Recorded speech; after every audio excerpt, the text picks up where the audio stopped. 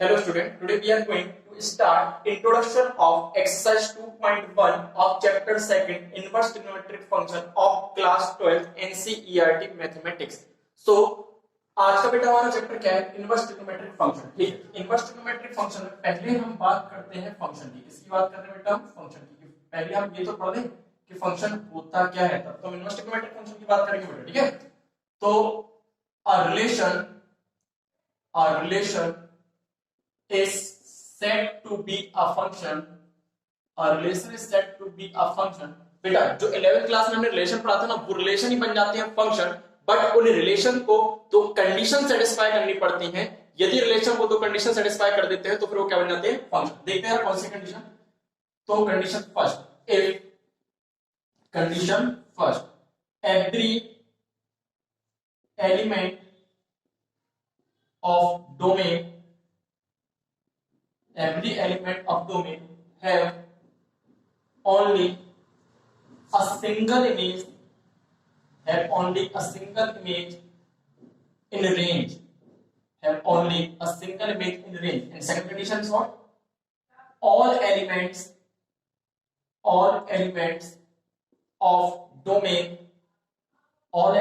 domain must have an image in range। तो बेटा relation को, किसी भी रिलेशन को ये तो कंडीशन सेटिस्फाई करनी पड़ती है। यदि कोई ये तो कंडीशन सेटिस्फाई कर देगा तो वो ही रिलेशन क्या बन जाता है बेटा? फंक्शन। कौन सी condition? Every element of domain have only a single image in range. That means जो हमारे पास डोमेन है, डोमेन में जितने भी एलिमेंट है, हर एक एलिमेंट की केवल एक ही इमेज होनी चाहिए। कहां पर बेटा? रेंज में। Second, all elements of domain must have an image in range. और दूसरी कंडीशन क्या है? जितने भी एलिमेंट डोमेन में है उन सबकी इमेज होनी चाहिए। कहां पर बेटा? रेंज में। ठीक है, इसी को हम इस तरीके से लिख सकते हैं। और a special relation is said to be a function if no two distinct ordered pair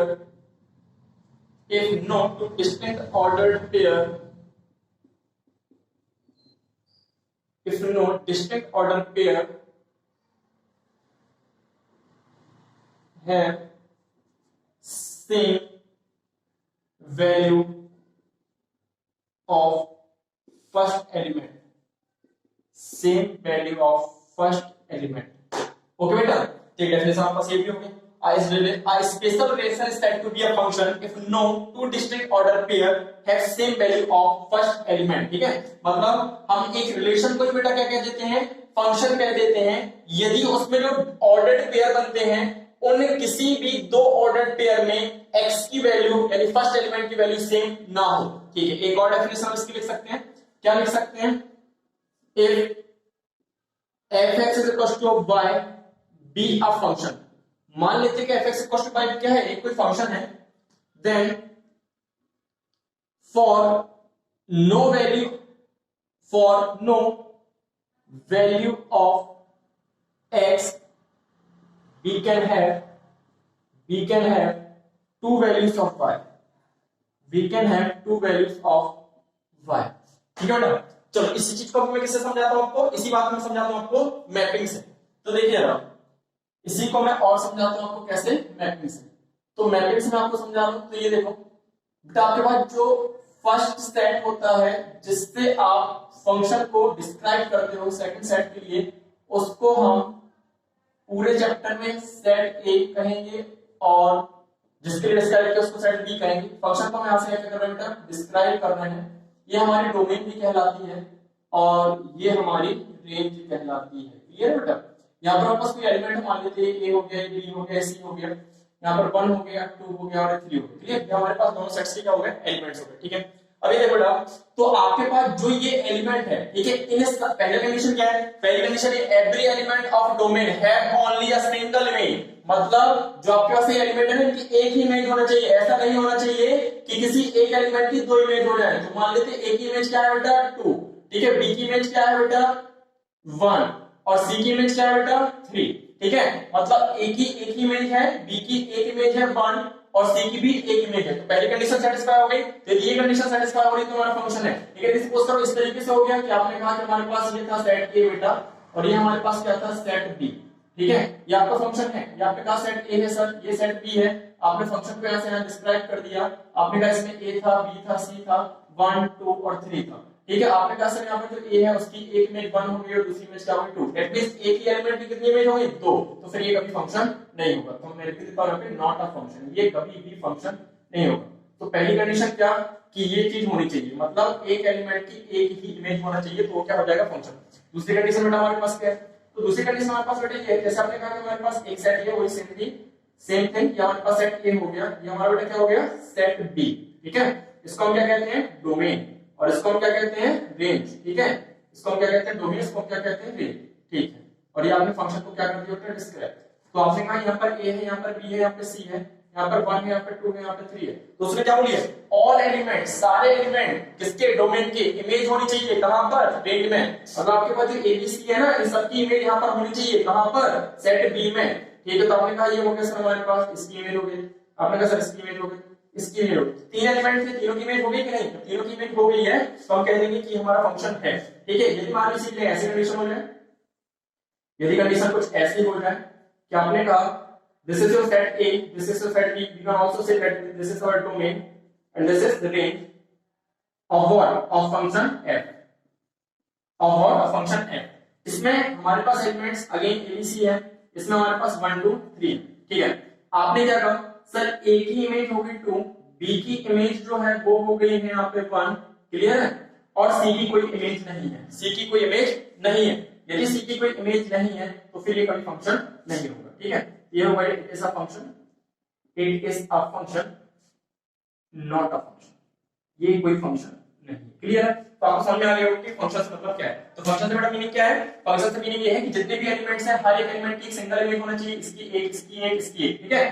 तो हमारे पास फंक्शन होगा, किसी की भी दो नहीं होनी चाहिए, नहीं तो फंक्शन नहीं होगा, ठीक है। दूसरी कंडीशन क्या है, जितने भी एलिमेंट सबकी इमेज होनी चाहिए, सबकी इमेज होनी चाहिए, ऐसा नहीं होना चाहिए जैसे आपने कहा कि ये एलिमेंट इसकी कोई इमेज वहां पर नहीं है तो फिर ये फंक्शन नहीं होगा, ये सारी की इमेज है कोई फंक्शन होगा। हाँ एक और चीज मैं आपको बता दूं, एक और भी हम यहाँ पे ले ले रहे हैं। हमारे पास सपोज करो एक हमारे पास ये सेट है, दूसरा हमारे पास ये सेट, इसमें एलिमेंट्स बेटा A B C and D, इसमें 1 2 3 एंड 4।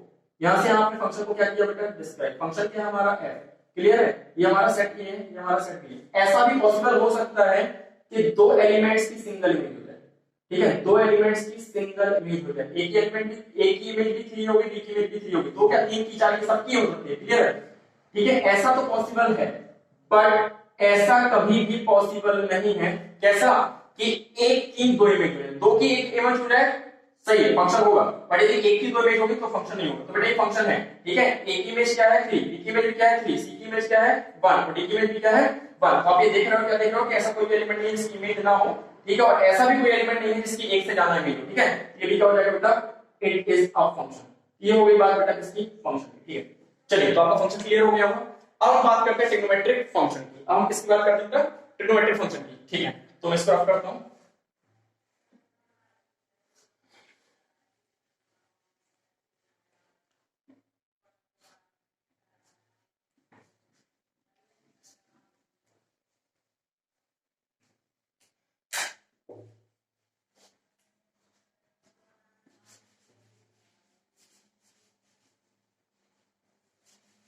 ठीक है, तो नेक्स्ट टॉपिक बेटा हमारा जो है वो है ट्रिग्नोमेट्रिक फंक्शन। फंक्शन आप सभी को क्लियर हो गया होगा। नेक्स्ट टॉपिक बेटा हमारा है ट्रिग्नोमेट्रिक फंक्शन। ट्रिग्नोमेट्रिक फंक्शन जो ऑलरेडी आप क्लास 11th में पढ़कर बैठे हो, ठीक है।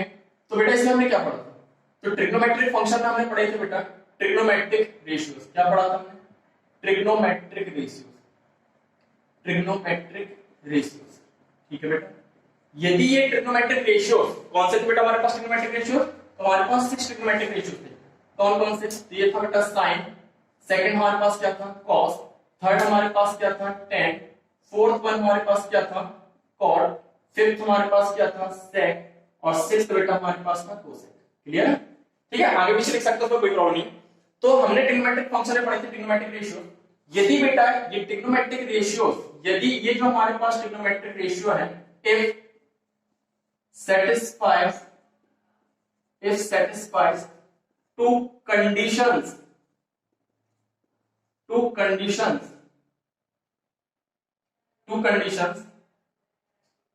then these will be trigonometric functions, ठीक है। यदि हमारे पास जो ट्रिग्नोमेट्रिक रेशियोज है ना, ये जो हमारे पास दो कंडीशंस थी, कौन कौन सी, एक ये कंडीशन और दूसरी कंडीशन, इनको सेटिस्फाई कर देते हैं तो फिर ये ट्रिग्नोमेट्रिक रेशियो हमारे क्या बन जाएंगे बेटा, trigonometric function. If satisfied two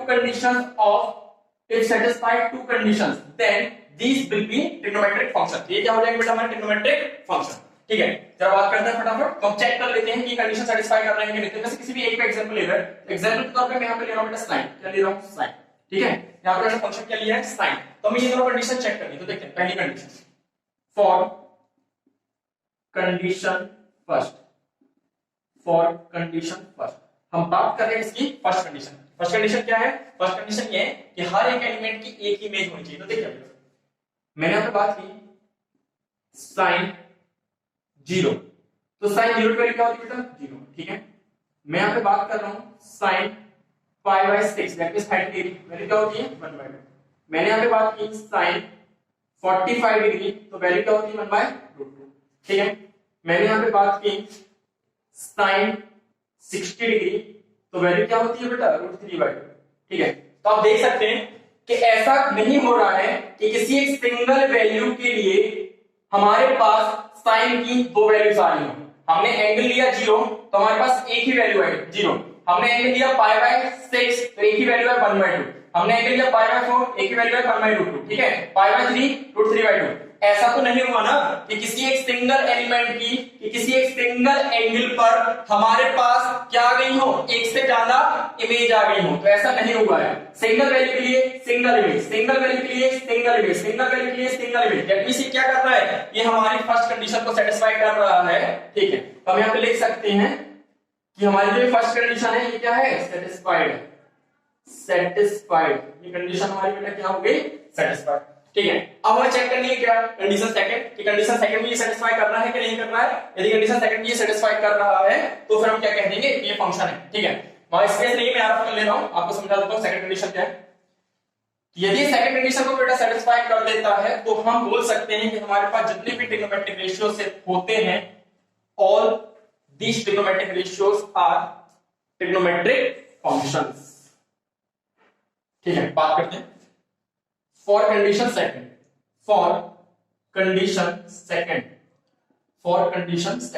तो बेटा सेकंड कंडीशन देखते हैं सेटिस्फाई करें तो क्या था, all element of domain must have an image in the range. सारे एलिमेंट्स की क्या, जो सारे एलिमेंट्स है ना उनकी क्या होना चाहिए, इमेज होनी चाहिए। कहां पे, रेंज में। तो देखते हैं आपने यहां पे रखा बेटा साइन 0, तो ऐसा हुआ क्या कि कोई वैल्यू ना आई है वैल्यू, क्या ये वैल्यू 0, ठीक है। आपने यहां पे रखा साइन π/6, तो ऐसा हुआ क्या कोई वैल्यू नहीं है, आई है 1/2, ठीक है। आपने यहां पे रखा π/4 तो वैल्यू आई, आपने यहां पे रखा π/3 वैल्यू आई, आपने यहां पे रखा बेटा π/2 वैल्यू आई, ठीक है।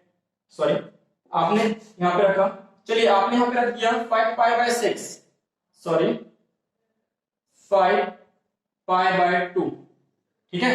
5π/2 रख दिया तब भी वैल्यू आई। दैट मींस क्या है, दैट मींस ये है कि सारे एंगल्स के लिए हमें वैल्यू मिल रही है, मतलब डोमेन्स में जितने भी एंगल्स आ रहे हैं, डोमेन्स में जितने भी एलिमेंट आ रहे हैं, सारे एलिमेंट की हमें क्या मिल रही है, सारे एलिमेंट की इमेज हमें रेंज में मिल रही है। यानी सेकंड कंडीशन भी क्या हो गई, सेटिस्फाइड। ये कंडीशन भी क्या हो गई बेटा, सेटिस्फाइड। और जब हमारे ट्रिग्नोमेट्रिक रेशियो दोनों कंडीशंस को सेटिस्फाई कर रहे हैं तो फिर हम क्या कह सकते हैं कि ये हमारा जो ट्रिग्नोमेट्रिक रेशियो है यही क्या बन जाएंगे बेटा, ट्रिग्नोमेट्रिक फंक्शंस। क्या बन जाएंगे हमारे ट्रिग्नोमेट्रिक फंक्शंस, तो हम लिख सकते हैं, ठीक है। समझ आ गया आपको बात। तो हम यहां पे लिख सकते हैं इस बात को नोट डाल के, हम इस बात को नोट डाल के हम लिख सकते हैं, क्या लिख सकते हैं कि all trigonometric ratios are trigonometric functions. तो क्या हमने चेक कर लिया चेक नहीं किया, कर लिया चेक, ठीक है। देखते हैं तो नोट डालकर आप यहां लिख देंगे, note all trigonometric ratios all trigonometric ratios all trigonometric ratios are trigonometric functions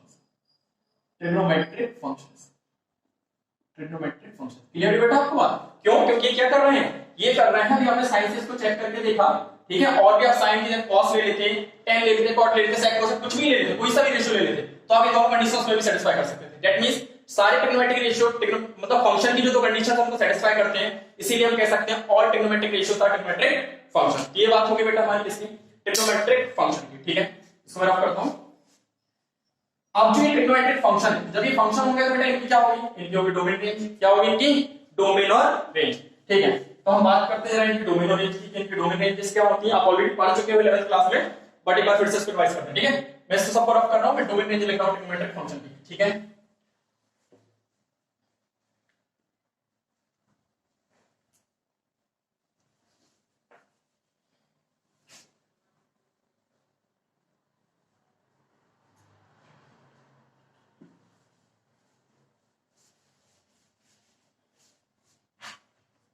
ठीक है तो नेक्स्ट हम इसी ट्रिग्नोमेट्रिक फंक्शन के अंदर में हेडिंग डालेंगे ट्रिग्नोमेट्रिक फंक्शन जो आपने लिखा है उसी में आप एक हेडिंग डालोगे क्या हेडिंग डालोगे आप डोमेन एंड रेंज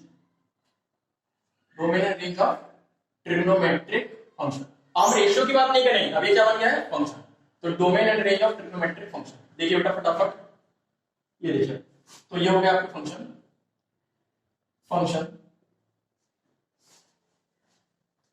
ये हो गया आपका क्या बेटा फंक्शन ये हो गया आपका फंक्शन ये हो जाएगी इनकी डोमेन और बेटा यहां पर आ जाएगी इनकी रेंजेस तो आप सबको पता है ट्रिग्नोमेट्रिक रेशियोस जब 6 होते हैं तो फंक्शंस भी कितने होंगे बेटा 6 तो फर्स्ट साइन ठीक है साइन की जो बेटा डोमेन होती है वो क्या होती है ऑल रियल नंबर और रेंज इसकी क्या होती है -1 to +1 क्लोज्ड इंटरवल ये क्या बेटा क्लोज्ड इंटरवल क्लोज मतलब क्या होता है इन दोनों वैल्यूज को इंक्लूड करोगे और ओपन में क्या होता है इन दोनों को इंक्लूड नहीं करोगे ठीक है बताऊंगा अभी आगे ओपन में बताता हूं फिर ये cos भी क्या होता है डोमेन इसका ऑल रियल नंबर और रेंज कहां से कहां तक -1 to +1 ठीक है देन हम बात कर ले रहे हैं tan की tan ठीक है तो tan की जो हमारे पास रेंज होती है वो सॉरी डोमेन होती है वो क्या होती है तो एक बात मैं आपको बता दूं tan क्या होता है बेटा sin upon cos और ये तो आप 9th क्लास से पढ़ते आ रहे हो बेसिक नंबर की डेफिनेशन पढ़ी थी कि डेनोमिनेटर में क्या नहीं होना चाहिए डेनोमिनेटर में जीरो नहीं होना चाहिए डेनोमिनेटर में जीरो हो जा रहा है तो फिर फंक्शन क्या हो जाएगा नॉट डिफाइंड दैट मींस हमारा tan उन सारी वैल्यूज के लिए नॉट डिफाइंड हो जाएगा जिन पर cos की वैल्यू क्या होती है 0 ठीक है जिन पर cos की वैल्यू क्या होती है 0 और सारी वैल्यूज के लिए क्या रहेगा डिफाइंड तो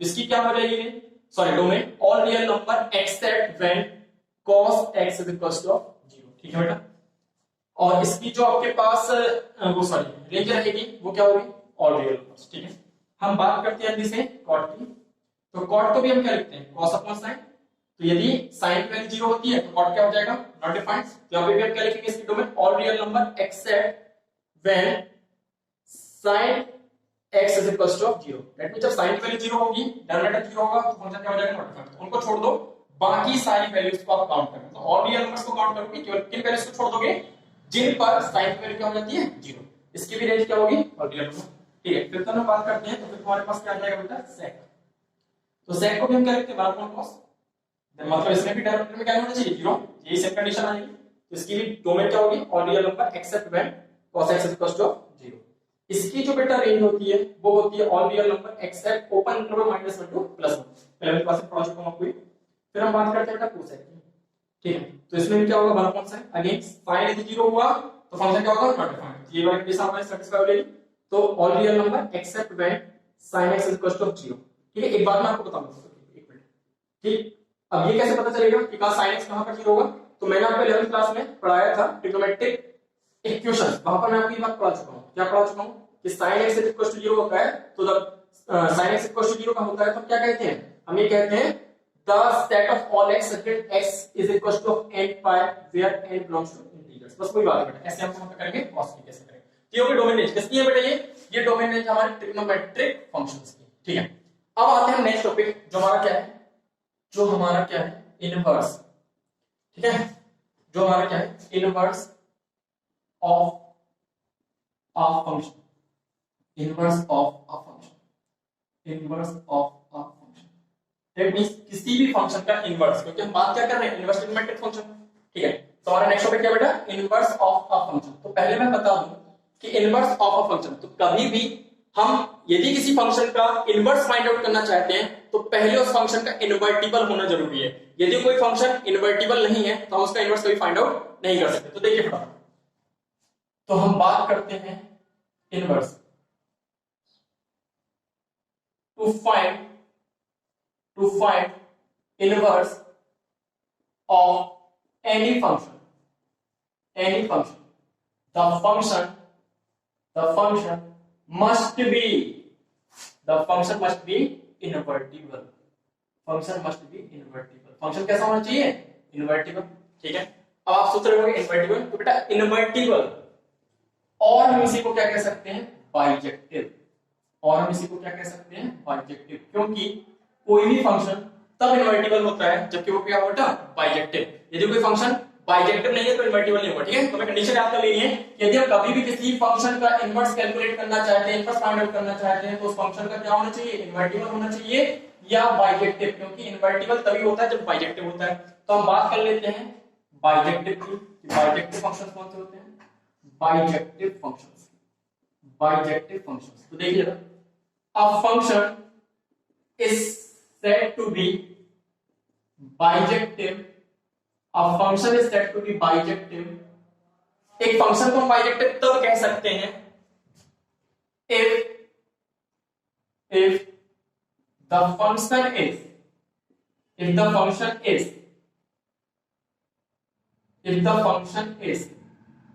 one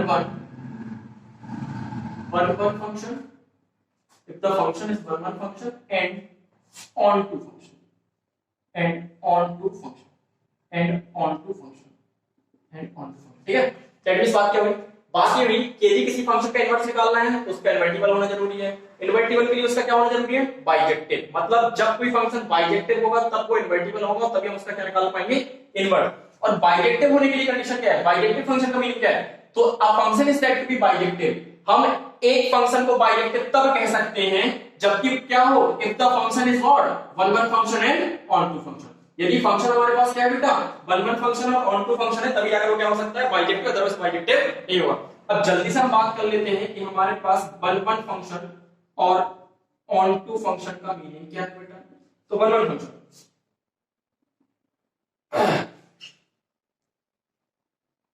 a function is said to be one function, a function is said to be one function if every element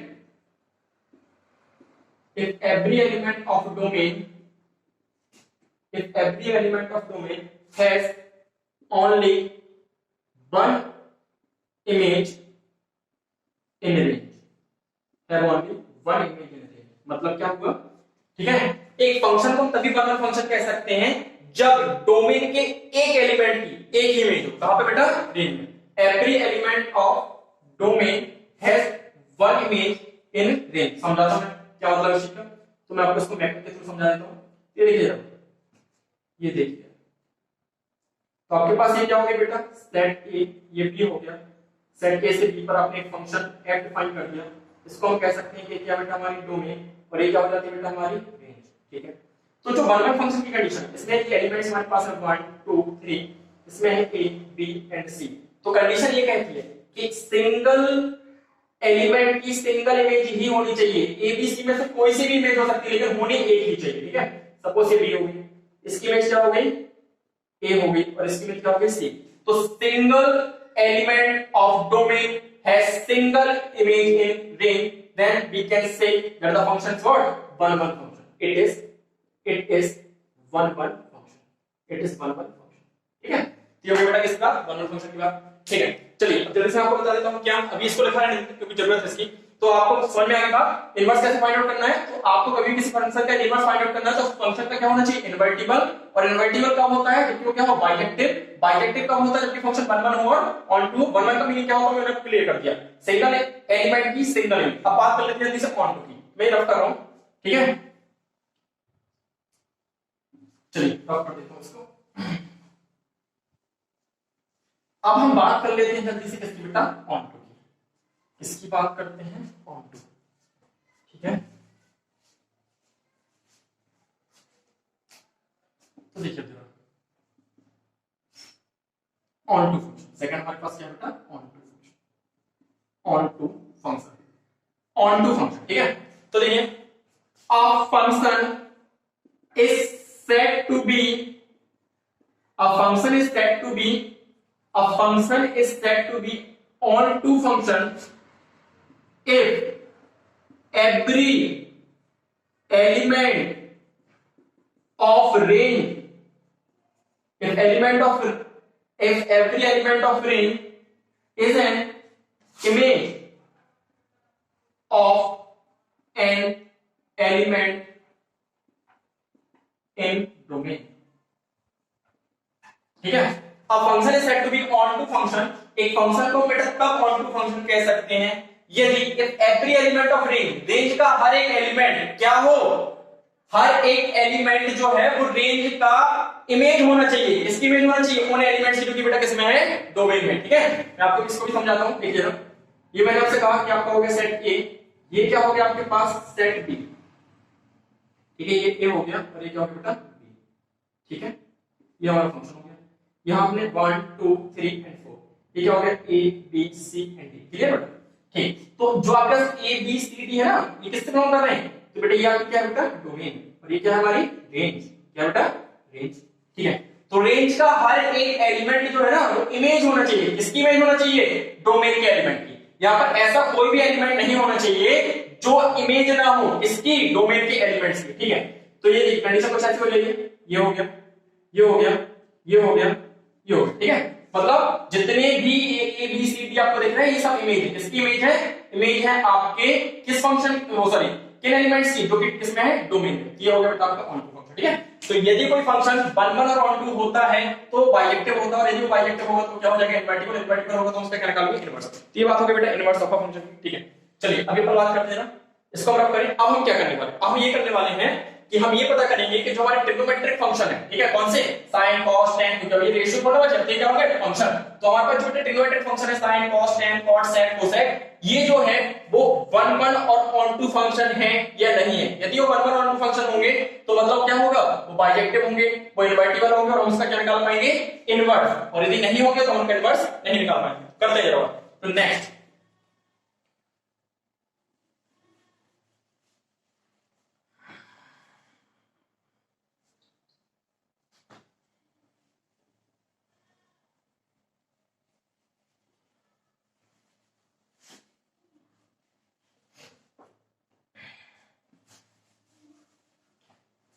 So next topic is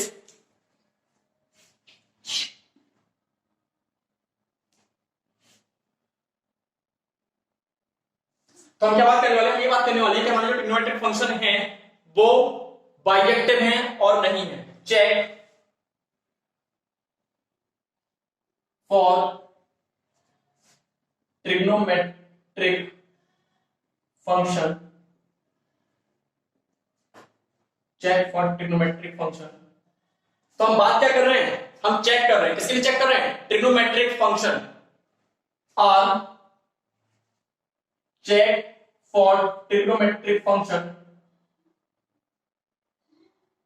for bijective function, for bijective function, for bijective function. हम क्या बात कर रहे हैं, check for trigonometric function for bijective function, ठीक है। मतलब बात क्या कर रहे हैं, जो आपका ट्रिग्नोमेट्रिक फंक्शन हो बाइजेक्टिव फंक्शन है या नहीं। देख रहे हैं तो आपके पास इतने सारे ट्रिग्नोमेट्रिक फंक्शन, किसी भी एक एग्जांपल ले लें। तो मैं यहाँ पे एग्जांपल ले रहा हूं, फॉर एग्जांपल हम यहां बात कर ले रहे हैं इसकी बेटा साइन की। तो हमने फंक्शन क्या ले लिया, साइन, ठीक है। तो देखते हैं साइन हमारा बाइजेक्टिव है या नहीं है। तो पहले हम चेक कर ले रहे हैं 1 1 फंक्शन के लिए, फिर हम किसके लिए कर लेंगे बेटा, ऑन टू फंक्शन के लिए। तो पहले हम बात करते हैं किसकी, 1 1 की, ठीक है।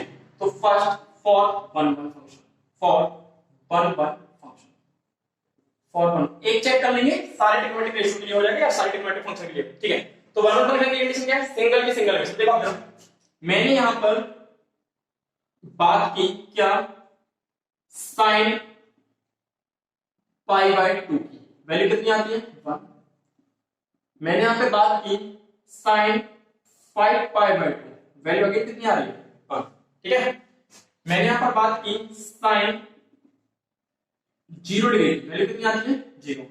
ठीक है, मैंने यहां पे बात की साइन पाई बाय 6, वैल्यू कितनी आ रही है हमारे पास 1 बाय 2। क्लियर है, ये देखिएगा जब मैंने बात की साइन पाई बाय 2 तब भी वैल्यू 1 आ रही है, जब मैंने बात की साइन 5 पाई बाय 2 तब भी वैल्यू कितनी आ रही है 1। मतलब क्या हुआ, मतलब ये हुआ 1 बाय की कंडीशन तो ये थी ना, एक एंगल पर एक टाइप की वैल्यू आनी चाहिए। ठीक है, एक एंगल पर एक पर मतलब पाई बाय 2 पर यदि 1 आ गया ना तो किसी और दूसरे एंगल पर 1 नहीं आना चाहिए था, बट हम देख रहे हैं कि पाई बाय 2 पर ही 1 आ गया और 5 पाई बाय 2 पर भी क्या आ गया 1।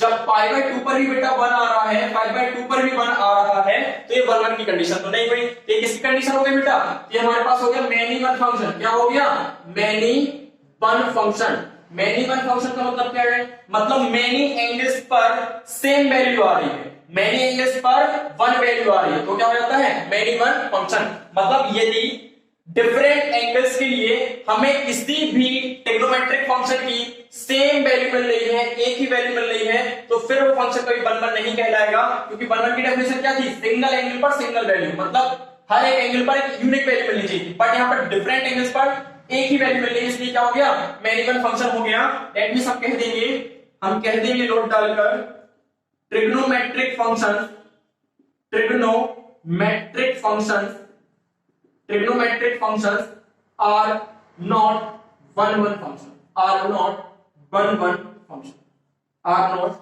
one one function। हम क्या कह देंगे, ट्रिग्नोमेट्रिक फंक्शन जो है वो वन वन फंक्शन नहीं है, वो वन वन फंक्शन नहीं है। in their respective domains, in their respective domains, वो अपने respective domains में क्या नहीं है, वो अपने रिस्पेक्टिव डोमेन में बेटा वन वन फंक्शन नहीं है। और यदि वो वन वन फंक्शन नहीं है तो फिर हम क्या कहेंगे, बाइजेक्टिव भी नहीं है, और बाइजेक्टिव नहीं है तो हम उनका इनवर्स फाइंड आउट नहीं कर सकते, बाइजेक्टिव नहीं है तो उनका इनवर्स फाइंड आउट नहीं कर सकते। क्लियर है आपको बात, ठीक है। सेम जैसे साइन जो है वो आपका वन वन नहीं है, ऐसे अदर भी आपके वन वन नहीं है, ठीक है। अभी अपन बात कर लेते जल्दी से फटाफट फॉर ऑन टू फंक्शन, ठीक है। साइन की ही बात करते हैं, फॉर एग्जाम्पल साइन। तो बेटा ऑन टू की कंडीशन क्या है, ऑन टू की कंडीशन ये थी कि आपके पास जितने भी एलिमेंट रेंज में हैं वो सारे इमेज होनी चाहिए किसके, डोमेन के एलिमेंट्स के। तो यहां पर देखो आप जरा, आपके पास जो रेंज है साइन की वो कहां से कहां तक है, -1 से लेके +1। तो आप जो भी वैल्यूज रखोगे, जो भी एंगल्स आप रखोगे ऑल रियल नंबर्स में, सारी की सारी की वैल्यूज कहां आएगी, -1 से +1 के बीच में ही आएगी। मतलब सारी की सारी जो आपकी रेंज के वैल्यूज है वो क्या है, वो इमेज है, किसकी इमेज है, डोमेन की वैल्यूज की। दैट मींस आपने कहा हमने sin 0 रखा तो आपका वैल्यू क्या है 0, आपने कहा हमने sin π/6 रखा, वैल्यू कितनी है 1/2, दैट मींस क्या होगा 0.5। आपने कहा कि सर हमने वैल्यू रखी π/2, ठीक है, तो वैल्यू कितनी है 1। तो आप देख रहे हो कि वैल्यू कहां से कहां तक लाई कर रहे हैं, वैल्यू लाई कर रही है वो आपकी -1 से +1 के बीच में ही लाई कर रही है। दैट मींस हम कह सकते हैं कि हमारा ऑन टू फंक्शन है, onto function, it is onto function. तो हम यहां नोट डाल के लिख लेंगे, नोट डालकर इस बात को लिख लेंगे, all trigonometric functions are onto function, are onto function. सारे ट्रिग्नोमेट्रिक फंक्शन बेटा क्या है, ऑन टू फंक्शन, ठीक है। तो यहां से हमने ये कंक्लूजन निकाला कि जो हमारा ट्रिग्नोमेट्रिक फंक्शन है ना वो क्या है, वो वन वन फंक्शन नहीं है, केवल क्या है वो ऑन टू फंक्शन। लेकिन बाइजेक्टिविटी के लिए क्या चाहिए हमें, दोनों फंक्शन चाहिए, वन वन भी होना चाहिए और ऑन टू भी। लेकिन यहाँ पे वन वन नहीं हो रहा है, केवल क्या हो रहा है ऑन टू, ठीक है बेटा। तो यहां से हमारे पास जो कंक्लूजन निकला ये निकला है, इसको मैं रफ कर रहा हूं एक मिनट के लिए। साइन लिखा रहने दें बट इसको मैं रफ कर देता हूं, ठीक है। तो इसके बाद आप नोट डालकर कंक्लूजन लिखेंगे, इसका कंक्लूजन बोलना बेटा, ठीक है। तो हमारे पास क्या कंक्लूजन आ रहा है इसका, तो हमारे पास इसका कंक्लूजन ये आ रहा है,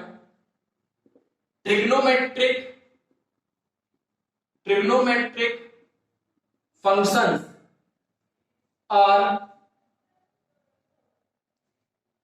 not bijective functions. Trigonometric function क्या नहीं है, बाइजेक्टिव फंक्शन, और बाइजेक्टिव नहीं है तो आप क्या कहेंगे, इनवर्टिबल फंक्शन भी नहीं है। किसमें नहीं है, in their respective domains and range, domains and range. Clear बेटा बात, ठीक है। तो इसका मीनिंग क्या हुआ, hence their inverse can not be calculated in their respective domains and range, ठीक है, डोमेन एंड रेंजेस, ठीक है।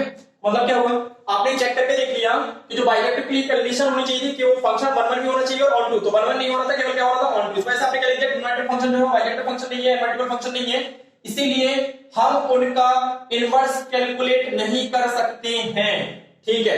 अब यदि हम इनवर्स कैलकुलेट बेटा नहीं कर सकते हैं, ठीक है, यदि हम इनवर्स कैलकुलेट नहीं कर सकते हैं, ठीक, तो फिर आप एक बात बताओ, फिर हम ये चैप्टर कैसे पढ़ें, तो फिर हम ये चैप्टर कैसे पढ़ें, जब हमारे पास ट्रिग्नोमेट्रिक फंक्शन बेटा जो है वो इन्वर्टिबल ही नहीं है, तो उनका इनवर्स कैसे कैलकुलेट कर लें। तो हमारे पास जो प्रॉब्लम है वो ये है कि जब ये फंक्शन इन्वर्टिबल नहीं है तो फिर हम इनका इनवर्स कैलकुलेट कैसे कर लें। तो बेटा हमें क्या करना होगा, हमें ये करना होगा कि जो इनकी ये डोमेन्स और रेंजेस हमें दी है ना, इनको हमें रेस्ट्रिक्ट करना पड़ेगा कि ये जो हमारे पास कंप्लीट इनकी डोमेन है और ये कंप्लीट जो रेंज है ना, इस पूरे में तो ये 1 1 और 1 2 नहीं है, लेकिन इस डोमेन और रेंज में एक कोई पर्टिकुलर ऐसा स्पेन होगा जिसमें ये इन्वर्टिबल होंगे, ठीक है, डेट में जिसमें 1 1 और ऑन टू दोनों फंक्शन होंगे, और उस रेंज के लिए ही हम क्या पढ़ेंगे, अपनी इनवर्स ट्रिग्नोमेट्री पढ़ेंगे, ठीक है। उस रेंज के लिए हम क्या पढ़ेंगे, इनवर्स ट्रिग्नोमेट्री पढ़ेंगे, उसके आगे और उसके पीछे के लिए इनवर्स ट्रिग्नोमेट्री नहीं पढ़ेंगे, ठीक है। Pause the video.